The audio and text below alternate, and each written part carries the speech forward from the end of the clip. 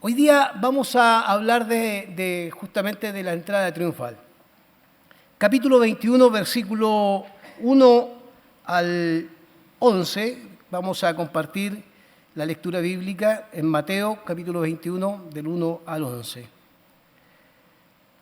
Dice la palabra del Señor: cuando se acercaban a Jerusalén y llegaron a Betfagé, al monte de los olivos, Jesús envió a 2 discípulos con este encargo: vayan a la aldea que tienen enfrente y ahí mismo encontrarán una burra atada y un burrito con ella. Desátenlos y tráiganmelos. Si alguien les dice algo, díganle que el Señor los necesita, pero que ya los devolverá. Esto sucedió, y esto es muy propio de Mateo, siempre citar una profecía. Esto sucedió para que se cumpliera lo dicho por el profeta: digan a la hija de Sión, mira, tu rey viene a ti humilde y montado en un burro, en un burrito, cría de una bestia de carga. Los discípulos fueron e hicieron como les había mandado Jesús. Llevaron la burra y el burrito y pusieron encima sus mantos, sobre los cuales se sentó Jesús. Había mucha gente que tendía sus mantos sobre el camino. Otros cortaban ramas de los árboles y las esparcían en el camino. Tanto la gente que iba delante de él, de Jesús, como los que iban detrás, iban gritando o gritaban: Hosana al Hijo de David, bendito al que viene en el nombre del Señor. Hosana en las alturas. Cuando Jesús entró a Jerusalén, ponga atención en esto entre los gritos y la entrada, cuando Jesús entró a Jerusalén, toda la ciudad se conmovió. ¿Quién es este?, preguntaban. Este es el profeta Jesús, de Nazaret de Galilea, contestaba la gente. Ese es el texto bíblico que vamos a tener ahí. De todas maneras, siempre es bueno tener abierta nuestra Biblia en el libro de Mateo, porque vamos a consultar, o por lo menos vamos a tener referencias del libro de Mateo en el capítulo 21, ya que el capítulo 21 al 25 aproximadamente es el último discurso de Jesús. Y entre los discursos, hay 5 en Mateo, están las narraciones y están los discursos de Jesús. Y evidentemente acá nos vamos a encontrar con este texto, que es un texto bien especial. Ya todos sabemos que hay tradiciones religiosas que celebran el Domingo de Ramos, ¿cierto?, que es el domingo anterior a la Semana Santa.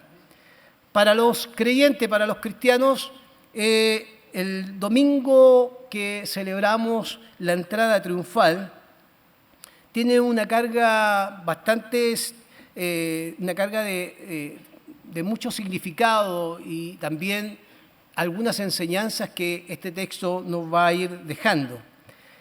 La acción de colocar palmas o ramas sobre el camino, colocar mantos sobre el camino en la entrada de un personaje que es reconocido como el Hijo de David, en este caso pensando en esta dinastía del reinado de Israel, es bastante especial. Es como colocar la alfombra roja hoy día, ¿cierto?, cuando entra alguien especial a un cierto recinto. Por lo tanto, era muy propio de la época, muy conocido en la época, recibir a los reyes de esta manera, ¿ya? Acá se recibe a Jesús. La diferencia entre un rey o los reyes de la época es que, de acuerdo a lo que Mateo cita a la profecía, el rey no viene en un caballo, porque no viene a luchar, ¿ya? El rey viene en un pollino. Mateo va a usar el tema de un burro y un burrito, ya usa dos figuras ahí, aunque los otros evangelios van a usar simplemente un burro, ya, que es muy propio de la literatura de Mateo, siempre decir como, por ejemplo, los salmistas, gloria a Dios en las alturas, alaben los cielos al Señor, una cosa así, ¿ya? Pero tiene que entrar a Jerusalén de esta manera. Lo que es interesante de esto es que se le va a reconocer en ese camino y en esa entrada a Jerusalén, ¿cierto?, como el Hijo de David. Esa es una idea de un Mesías distinto al que va entrando a Jerusalén. Es equivalente al rey que esperan los judíos, el pueblo. El rey viene. Yo quisiera, pensando en esta idea de replantearnos un poco el seguimiento nuestro de Jesucristo, quisiera trabajar hoy día 3 ideas con ustedes, solo 3 ideas que me parecen a mí que es bueno profundizar. La primera, y profundizar en función del verdadero seguimiento, a eso me refiero. La primera tiene que ver con la palabra Hosana o Josana, como lo dicen algunos también, la palabra Hosana. Si yo preguntara hoy día aquí qué significa Hosana, muchos probablemente saben lo que significa Hosana. ¿De dónde viene Hosana? También podríamos buscarla y encontraríamos toda una línea. Esto no es ninguna novedad, solo quiero recordarlo. Pero la palabra Hosana no es menor, porque en el fondo los peregrinos que asistían a Jerusalén, por lo general, también recitaban textos de los salmos para poder, de una manera, adorar a Dios, pero por otro lado, la idea también de una adoración que va acompañada de un clamor, de un ruego profundo del corazón. Entonces, el Hosana toma un sentido distinto, empieza a cobrar un significado importante para nosotros hoy día, pero también debería haberlo hecho para aquellos de la época. El Hosana al Hijo de David, o sea, viene el rey, Hosana. Ese Hosana, si uno lo dice hoy día en un siglo XXI, desde una sociedad secularizada como la que ya se ha planteado acá, es el siguiente ruego: sálvanos, Hijo de David. Y fíjese que paralelo a eso, o junto con eso, pudiera ser hasta sálvanos, Hijo de David, ahora, por favor. Es como un ruego urgente.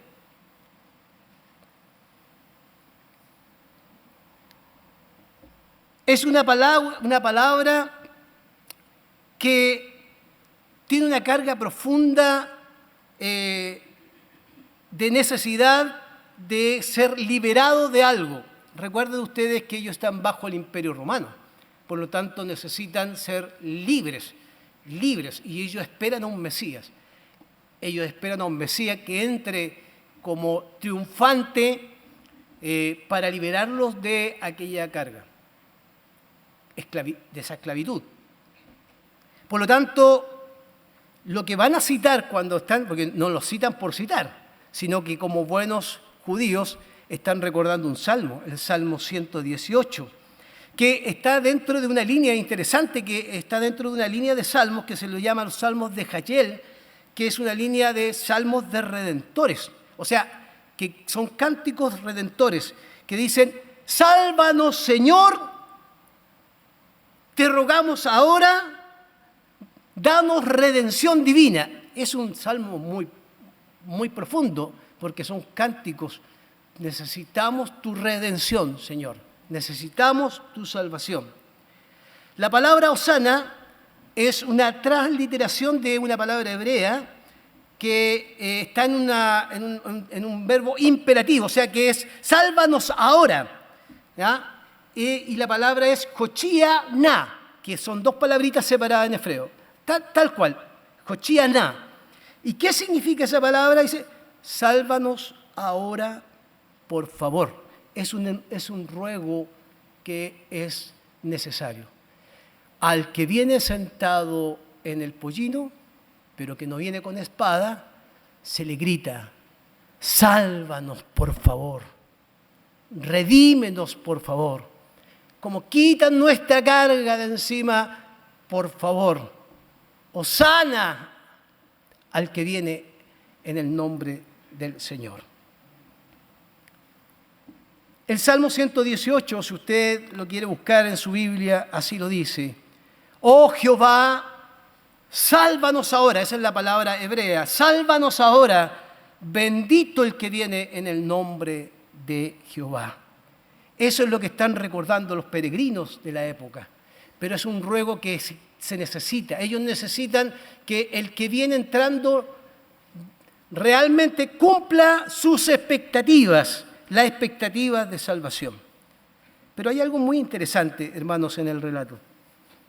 Fíjese que este hosana, que tiene a la vez de un clamor de salvación y de alegría por el que viene a salvar, tiene su primera manifestación en el templo. Jesús llega a Jerusalén, entra al templo, voy a contar la historia corta, están los mercaderes, Jesús se irrita por los mercaderes, saca a los mercaderes y de repente, en medio de esa limpieza que hace del templo, que han convertido su casa de oración en cueva de ladrones, como dice Jesús, aparecen personas que generalmente no entran a ese lugar de adoración, por lo menos en lo que conocemos de la historia. En el versículo 14, que está ahí en el libro capítulo 21, versículo 14, dice que ahí entraron, se le acercaron al templo los ciegos y los cojos. ¿Y qué pasó cuando entraron al templo los ciegos y los cojos? Jesús los sanó. ¡Qué alegría, hermanos! Porque se ha cumplido que el clamor de hosana, sálvanos ahora, Señor, ha tenido su primera manifestación en el templo, llevando sanidad y salvación a grupos que han sido por mucho tiempo desplazados del mundo religioso. Ni ciegos, ni cojos, ni nadie que fuera mutilado podría tener acceso total al templo, aunque habían espacios y lugares para ellos, pero estos se acercaron y recibieron en ese lugar la primera manifestación del relato en el Mateo de la entrada triunfal, la acción salvífica del Mesías, y fueron sanados. Si yo estoy ahí y si usted está ahí, probablemente nos sumamos al avivamiento de ese momento, ¿cierto? Y no solo celebramos, sino volveríamos a decir: hosana, se ha acercado la salvación y se ha manifestado y se ha hecho real la salvación. Pero lamentablemente, cuando uno revisa el relato, uno se da cuenta que hay personajes alrededor de Jesús que son las autoridades religiosas, que parece que no se alegran tanto de que la salvación haya llegado. Principales sacerdotes religiosos se oponen y dicen: pero este que hace maravillas acá e incorpora a estos, como que no estuvieran tan de acuerdo. El hosana ese de sálvanos, Señor, no les gusta en el principio, pero cuando se manifiesta la salvación, no les gusta, parece, ese tipo de salvación.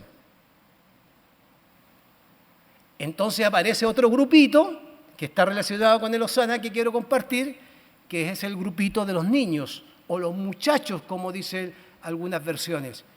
Que los niños, ¿qué gritan los niños cuando ven que Jesús sana a los cojos y a los ciegos? Los niños gritaban en el templo ahora, gritaban en el templo, no en la entrada, sino gritaban: hosana al Hijo de David. Y pareciera que ahora el clamor de estos niños tiene una connotación más de regocijo por la redención divina. Pero, siempre hay un pero. En todo momento de alegría siempre hay alguien que está amargado.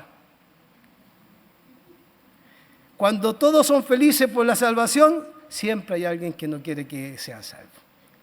Pareciera que los cojos y los ciegos tienen que quedarse afuera. Los jefes y sacerdotes se irritan A tal punto que le dicen a Jesús, haz callar a estos niños. ¿Cierto? ¿Se acuerdan del relato? Haz callar a estos niños. Siléncialos. Silencia este grito de salvación, o este ruego de pedir salvación. Siléncialos. Interesante eso.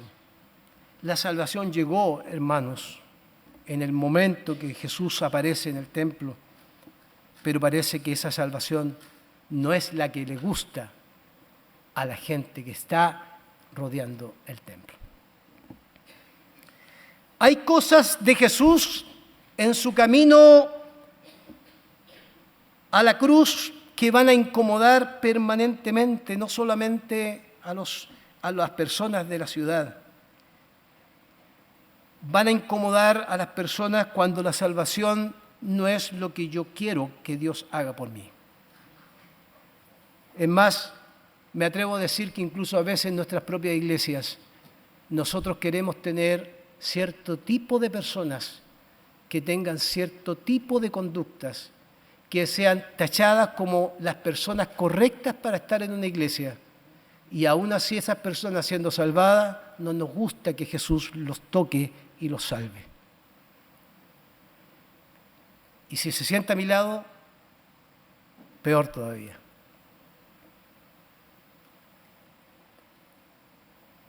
La salvación ha llegado a Jerusalén. Se ha cumplido el ruego de los que gritaban, pero no les gusta ese tipo de salvación. Lo segundo que quisiera compartir con ustedes tiene que ver con las personas de la ciudad, con la reacción de las personas de la ciudad. Fíjese lo que dice el versículo 10. Cuando Jesús entró a Jerusalén, toda la ciudad, dice, se conmovió y se preguntó. ¿Qué se preguntó? ¿Quién es este? ¿Quién es este polvoriento de Nazaret? ¿Quién es este? ¿Quién es este al que le gritan hosana, al que viene y que trae algo especial? ¿Quién es este? Es una reacción que a veces nosotros la leemos como se conmovió, pareciera ser que fuera una emoción positiva, pero la connotación que tiene es una connotación negativa. Fíjese que la palabra en griego, yo sé que acá uno no tiene que traer palabras en griego porque nadie las entiende. Yo entiendo que a veces incluso uno no las entiende, pero las palabras en griego tienen otro significado. La palabra griega que se usa ahí, eseife, es una palabra que significa temor, que significa terremoto, sacudida. Por lo tanto, cuando las personas cuando el relato de Mateo dice que las personas ahí en Jerusalén, toda la ciudad se conmovió, uno tiene que traducirla de varias maneras. Se atemorizó, se produjo un terremoto, un sismo dentro de la ciudad, porque la entrada de Jesús y las acciones de Jesús descolocan a la ciudadanía, descolocan a los sacerdotes. Los sacerdotes están turbados, la ciudadanía está turbada, se les mueve el piso de la tranquilidad religiosa, se incomodan porque el que viene no viene en un caballo, se incomodan porque el que llega a Jerusalén es simplemente un carpintero de Nazaret, polvoriento, como decía un profesor que tenía de teología, polvoriento de Nazaret, que caminaba por las aldeas de Nazaret, que protestaba desde Galilea, de Nazaret, contra incluso lo que pasaba en Jerusalén. Entonces la ciudadanía comenzó, dice, y hay varias palabras, una dice, se hizo un terremoto, porque todo se comenzó a mover, a agitar. Mateo no es primera vez que va a usar esta palabra, entre paréntesis. Hay dos veces que se utiliza. Si uno busca una línea así para encontrar esta misma idea y esta misma traducción, hay dos momentos en la Escritura que se produce lo mismo. Una es en el capítulo 2, versículo 3, cuando nace Jesucristo, el nacimiento de Jesús.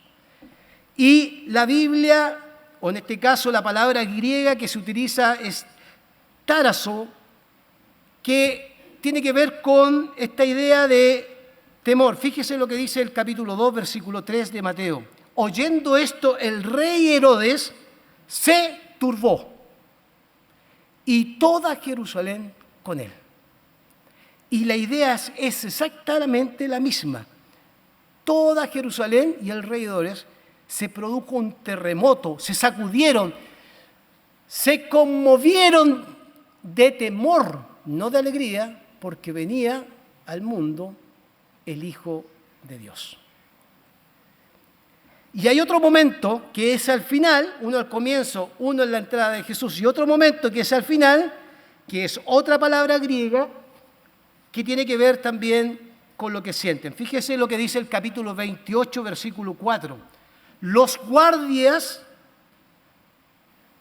que estaban ahí, los guardias tuvieron tanto miedo de él que se pusieron a temblar y quedaron como muertos, porque se dieron cuenta que el que estaba siendo crucificado realmente, aunque Mateo no lo dice, pero Marcos sí, el guardia dice, verdaderamente este era el Hijo de Dios. Entonces lo segundo tiene que ver con esa situación. Por un lado están los que tienen terror del Mesías que ha llegado, porque no es el Mesías esperado. Por un lado están los que aclaman hosana al Señor. Y por otro lado están los perturbados, los inquietos, como los que eran líderes religiosos. Versículo 23. Jesús entró en el templo y mientras enseñaba, se le acercaban los jefes de los sacerdotes y los ancianos del pueblo y se hicieron la siguiente pregunta: ¿con qué autoridad haces esto?, le interrogaron. ¿Quién te dio esta autoridad? Pero no son preguntas para recibir una respuesta. Ellos están perturbados, aterrorizados, porque ha llegado un Mesías que no esperaban y ha llegado una salvación que tampoco esperaban. No se acomoda esa salvación a los estándares que ellos esperaban. Porque la cruz pareciera ser que no es el camino que abrazamos para seguir a Jesús.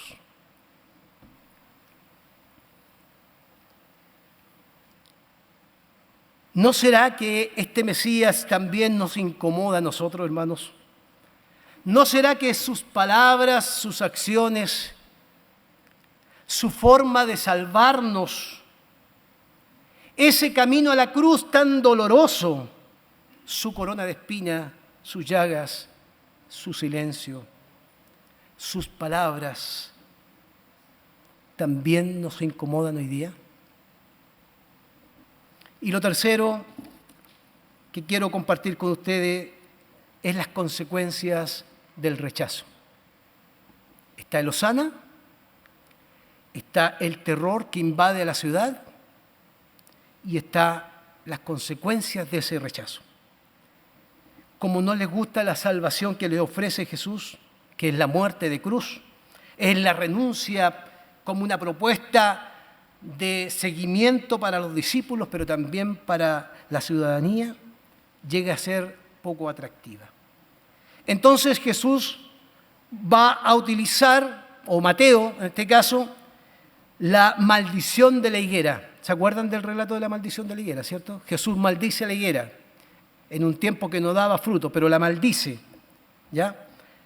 Y cuando la maldice, la higuera se convierte en el ejemplo para decir que Israel, su pueblo, no ha dado frutos.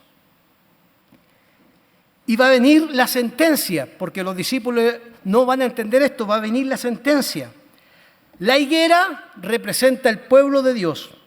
Ese pueblo se secó, no dio frutos, lo rechazó el mensaje de Juan, rechazó a Jesús, no está a la altura del Mesías que esperan. Entonces Jesús va a pronunciar las palabras de sentencia, porque no creyeron ni al profeta Juan, en este caso, ni a Jesús. Versículo 21, 31 al 32. ¿Cuál de los dos, y está contando una parábola de los hijos, ¿cierto?, quien hace la voluntad de su padre? ¿Cuál de los dos hizo lo que su padre quería? El primero, contestaron ellos, y Jesús les dijo: les aseguro que los recaudadores de impuestos y las prostitutas van delante de ustedes hacia el reino de Dios, porque Juan fue enviado a ustedes a enseñarles el camino de la justicia, y no le creyeron. Pero los recaudadores de impuestos y las prostitutas sí le creyeron. E incluso después de ver esto, ustedes, de haber visto esto, ustedes no se arrepintieron para creerle. Versículo 43. Por eso les digo, y escuche bien esta sentencia, porque es una sentencia que hay que recordarla. Por eso les digo que el reino de Dios será quitado a ustedes y se le entregará a otro pueblo que produzca, ¿qué? Más frutos. ¿Y el otro pueblo quién es, hermanos amados? ¿Quién es el otro pueblo? Cuesta decir nosotros. ¿Sabe por qué cuesta decir nosotros? Porque asumimos una responsabilidad ante el Señor. El reino de los cielos ha sido quitado en medio del pueblo de Israel porque no ha creído en el anuncio, no ha recibido al profeta Juan y tampoco ha recibido a Jesucristo como Él ha entrado a Jerusalén. Ellos quieren un rey, ellos quieren un Mesías poderoso que corte cabeza, ojalá, a todos los romanos. Jesús viene, sana a los cojos y a los ciegos. Jesús se acerca a los que nunca se acercó nadie. Jesús comparte con aquellos que come con aquellos con los cuales nunca comería un fariseo. No les gusta esa salvación. Será quitado el reino de ellos porque no han dado fruto y lo entregará a otro pueblo. ¿Y ese otro pueblo quién es? Todos nosotros que hemos recibido por gracia la salvación de Jesucristo. El tema es si daremos frutos y cumpliremos. Y esperamos que no nos sequemos en el camino, como la higuera estéril.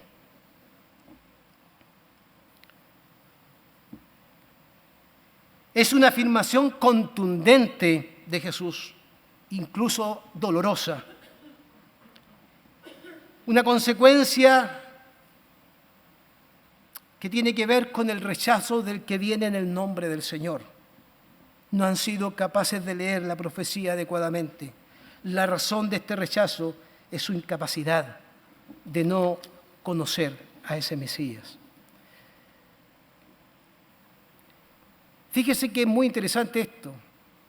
La explicación de Mateo que va a dar de la catástrofe que va a vivir Israel por no haber recibido, no solo se queda en que será quitado el reino, sino también en que el templo será destruido. Y Mateo está escribiendo en el año 70, el templo ha sido destruido, ya no tienen templo. Pero las consecuencias de no aceptar la salvación de Jesucristo es, para este pueblo, la catástrofe. Los que quieran seguir a Jesús en este camino, debemos estar dispuestos a seguir a Jesús, conscientes de que Jesús no siempre es el Jesús todopoderoso que nosotros queremos tener, porque a nosotros nos gusta solo Jesús poderoso, pero ¿y el Jesús sufriente? Solo queremos tener victorias, pero a veces tenemos que abrazar la cruz. Y es interesante porque uno de los discípulos, varios de los discípulos, dijo: Señor, ¿pero para qué vas a ir a Jerusalén si sabes que te van a matar? ¿Por qué quieres ir allá? Es una oposición constante a algo que ellos no quieren que Jesús viva. Entonces la explicación de Mateo de la higuera, la explicación de que el templo, la casa quedará desierta, es un anuncio de la catástrofe que viene simplemente por esta idea de no escuchar, creer en aquel que ha venido. Entonces yo me pregunto, ¿dónde quedaron los gritos de Hosana? Hosana el que viene en el nombre del Hijo de David, en el nombre del Señor. ¿Dónde quedaron esos clamores de salvación? Sálvanos, Señor, ahora. Hermanos queridos, a veces nosotros mismos caemos en los mismos problemas. Clamamos al Señor, Hosana, sálvanos, Señor, y cuando el Señor nos salva,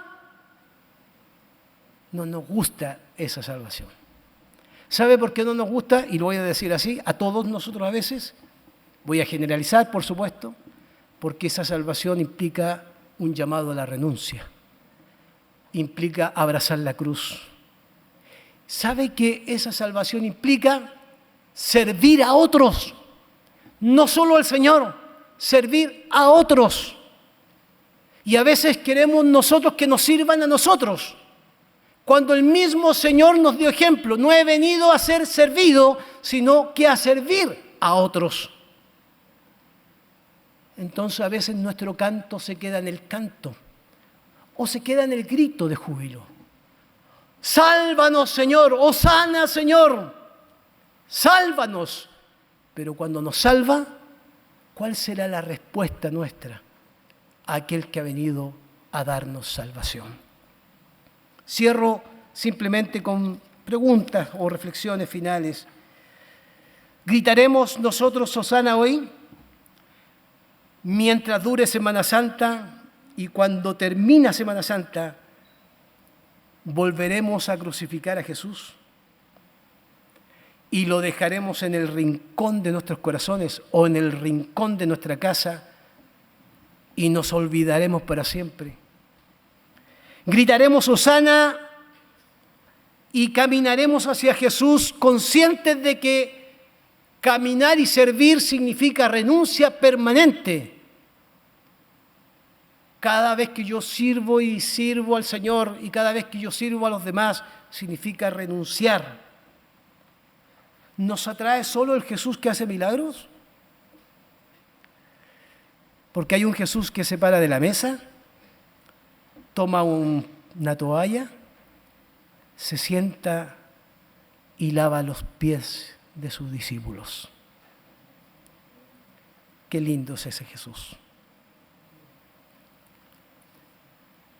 Y aunque uno diga, no, a mí no me laves,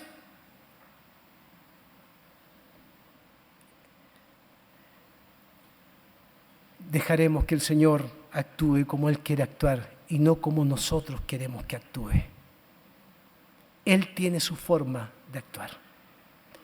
Y no siempre la forma de actuar de Cristo se acomoda a nuestros estándares personales.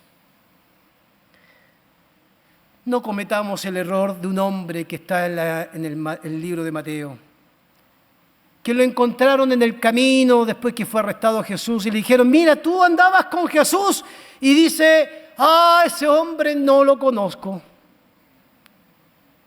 Y nuevamente se acercó, dice el relato, alguien de la multitud dice, oye, pero tú hablas igual que él y haces lo mismo que él. No, a ese hombre yo no lo conozco. Ese es Pedro. Pobre Pedro, le hemos dado tanto en la historia. Pero díganme que no somos iguales a veces. Le decimos al Señor, hosana, Señor, tú que vienes en el nombre del Señor. Y cuando Él salva, no estamos dispuestos a servirle, ni tampoco a servir a otros. No estamos dispuestos a tomar la cruz, porque eso es duro, es renuncia permanente, Gritemos hosana, hermanos queridos, consciente de lo que significa, porque necesitamos la salvación del Señor. Gritemos hosana sabiendo que no solamente estamos clamando por una salvación que Dios hará para nosotros en nuestra vida y para otros, sino también gritemos hosana para entregar una adoración genuina al Señor, sin olvidar que el hosana siempre tiene que ir acompañado del servicio y la renuncia. Por eso mi sermón se llama "No es suficiente el Hosana", tiene que ir acompañado de las acciones. ¿Y cuáles son mis acciones? Yo grito Hosana, pero también voy hacia Cristo, sirvo a los demás, abrazo la cruz, cueste lo que cueste, abrazar la cruz de Jesucristo. ¿Gritaremos Hosana hoy? Ya que sabemos lo que significa, consciente que debemos responder a un Mesías que para la época no era el Mesías esperado, pero que murió en la cruz para que ahora el nuevo pueblo que somos nosotros dé muchos frutos. ¿Amén? Póngase de pie y vamos a orar, hermanos queridos. Y cantamos después Hosana, pero con la conciencia de lo que significa. Amén. Oremos al Señor. Gracias por tu palabra, Señor. Gracias por tu palabra. Es verdad. Así como aquella ciudad se conmovió, se agitó, se le produjo un terremoto interno porque Jesús incomoda con sus palabras. Sus hechos incomodan, sus acciones incomodan. También en nuestras vidas, cuando tú apareciste en nosotros, cuando nos alcanzaste con tu amor, también nos incomodaste, Señor, porque nos hiciste renunciar. Nos pusiste al servicio de otros.